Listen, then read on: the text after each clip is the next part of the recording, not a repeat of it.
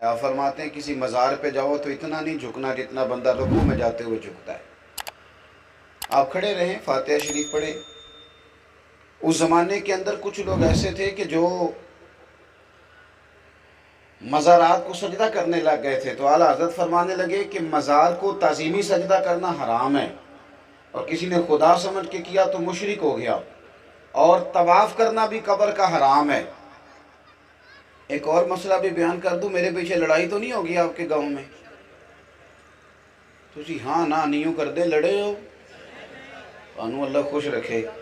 بھئی کر دوں کہ رہنے دوں؟ لڑو گے تو نہیں پچھوں؟ چلو. اعلیٰ حضرت فرماتے ہیں قبر پہ چادر ایک ڈالنی ہے، مزار پہ زیادہ نہیں ڈالنی. کتنی جی؟ تو جی ٹولا نہ لا رہی ہوندی ہے کہ ادھروں ایک پھر ادھروں ایک پھر ادھروں. بھئی ایک چادر.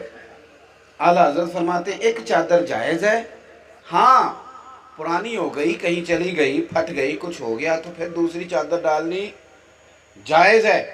کہ دیکھو میں کیا بیان کر رہا ہوں، اس کو سمجھو. اعلیٰ حضرت بریلوی سے کسی نے پوچھا کہ قبر کے اوپر جا کے کوئی مٹھائی کوئی چیز قبر کے اوپر ڈال دیں جانوروں کے لیے. آپ کا نہیں مجھے پتا، لیکن میں نے دیکھا ہے کہ لوگ نا مسور کی دال لے جاتے ہیں قبرستان جا کے ڈالتے ہیں. تو اعلیٰ حضرت سے پوچھا کہ حضور یہ جائز ہے؟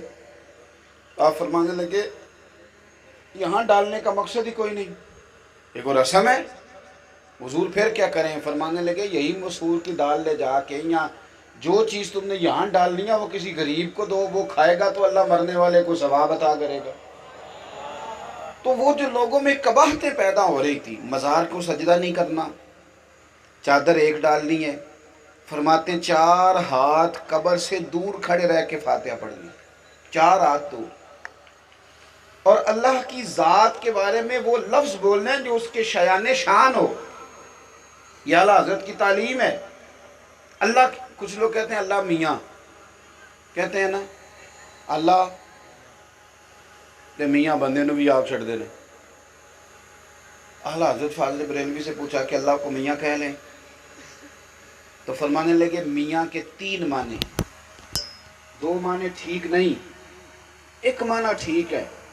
تو آپ فرمانے لگے رب کے لیے وہ لفظ استعمال کرنا جس کے سارے مفاہیم ٹھیک ہو، اس کے سارے معنی ٹھیک. لہٰذا اللہ تعالیٰ کہو، اللہ جل جلالہ کہو، اللہ جل شانہ کہو، اللہ عز و جل کہو، لیکن اللہ میاں کہنے کی اجازت.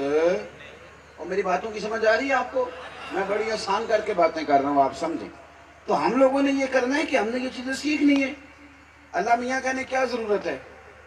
اللہ تعالیٰ کہیں، اللہ جل جلالہ کہیں، اللہ جل شانہ کہیں. ان الفاظ کے ساتھ کوئی رہ گئی یہ شے جی؟